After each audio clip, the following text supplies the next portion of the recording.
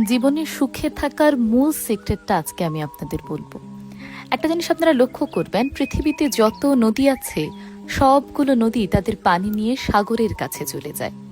সাগরের কাছে কিন্তু অলরেডি অনেক পানি আছে, তবু নদী তার অল্প পানি নিয়েই সাগরের মধ্যে বিলীন হয়ে যায়। কখনো কোনো নদীকে দেখবেন না মরুভূমির দিকে যেতে। মরুভূমিতে কোনো পানি নেই, মরুভূমিতেই পানির প্রয়োজন সবচেয়ে বেশি, কিন্তু কোনো নদী মরুভূমিতে গিয়ে বিলীন হয় না। তেমনি আপনার ধনী আত্মীয় স্বজনকে আপনি সবচেয়ে দামি এবং ভালো উপহারটা দেন, কিন্তু রাস্তার পাশের কোনো ভিখারিকে দেন 10 টাকা, 15 টাকা কিংবা 20 টাকা, অথচ বেশি প্রয়োজন ছিল রাস্তার পাশের ওই ভিখারির। আসলে এটাই প্রকৃতির নিয়ম, যার যত বেশি আছে প্রকৃতির সবগুলো জিনিস তার প্রতি বেশি আকৃষ্ট হয়। তাই জীবনে সুখী হতে চাইলে মন থেকে নিজেকে আগে সুখী ভাবতে হবে। আপনি যদি মনে মনে নিজেকে সুখী ভাবেন, তাহলে পৃথিবীর সব সুখ আপনাকে ধরা দেবে। আর যদি বারবার দুঃখের কথাই চিন্তা করেন, তাহলে পৃথিবীর সব দুঃখ এসে আপনার জীবনে ধরা দেবে। তাই নিজেকে ভালোবাসুন, পছন্দের জামাটা কিনুন, পছন্দের জায়গায় ঘুরতে যান, পছন্দের খাবারটা কিনে খান।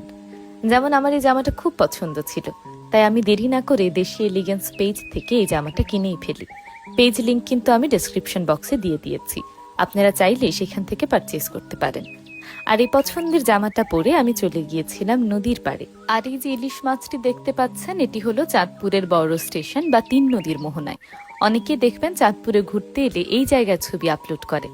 যেদিন আমরা গিয়েছিলাম সেদিন বিকেলে যে বৃষ্টি শুরু হলো, আমরা কাক ভেজা হয়ে বাসায় ফিরেছি, সেই বৃষ্টি এখন পর্যন্ত থামেনি। সারা দেশে কিন্তু তুমুল বৃষ্টি হচ্ছে। যারাই অন্য শহর থেকে চাঁদপুরে ঘুরতে আসবেন এবং এই 3 নদীর মোহনায় আসবেন, তারা একটা জিনিস কখনোই মিস করবেন না, আর তা হলো নৌকায় করে নদীতে ঘোরা। আমি কিন্তু প্রায় এখানে গেলে নৌকায় করে নদীতে ঘুরে আসি। এখানে 2 প্রকার নৌকা আছে, এক প্রকার নৌকা হলো কাঠের, আর আরেক প্রকার নৌকা হলো দেখতেই পাচ্ছেন অনেকটা ট্রলারের মতো। আমার কিন্তু এই কাঠের নৌকাগুলোই বেশি ভালো লাগে। এই নৌকাগুলো ঘন্টার হিসেবে ভাড়া নেওয়া হয়, আধা ঘন্টা বা 1 ঘন্টা আপনাকে নদীতে ঘুরিয়ে আনবে। আপনি চাইলে ব্যক্তিগতভাবে পুরো পরিবারের জন্য পুরো নৌকাটি ভাড়া করতে পারেন, কিংবা আপনি অন্যান্য আরো অনেকের সঙ্গে শেয়ারে কিন্তু নদী ঘুরে আসতে পারেন। আমরা যখন এই নৌকোয় উঠি তখন অলরেডি আকাশে কালো মেঘ করেছে। আমাদের পাশ দিয়ে অনেকগুলো নৌকো যাত্রী নিয়ে বের হয়ে গেল, কিন্তু শেষ মুহূর্তে আমাদের নৌকোর যে মাঝি ছিলেন তিনি বললেন এই অবস্থায় বের হওয়া যাবে না, কারণ একটু পরে বৃষ্টি নামবে। তার কথাই সত্যি হলো, একটু পরেই তুমুল বৃষ্টি নামলো। বৃষ্টি শুরু হওয়ার সঙ্গে সঙ্গে সবাই ছুটে পালাচ্ছিল। কেউ গিয়ে ফুচকা চটপটির দোকানে আশ্রয় নিয়েছে, কেউ বা গাছের নিচে। বড় গাছগুলোর নিচে দাঁড়ালে কিন্তু বৃষ্টির ফোঁটা আর মাথায় পড়ে না।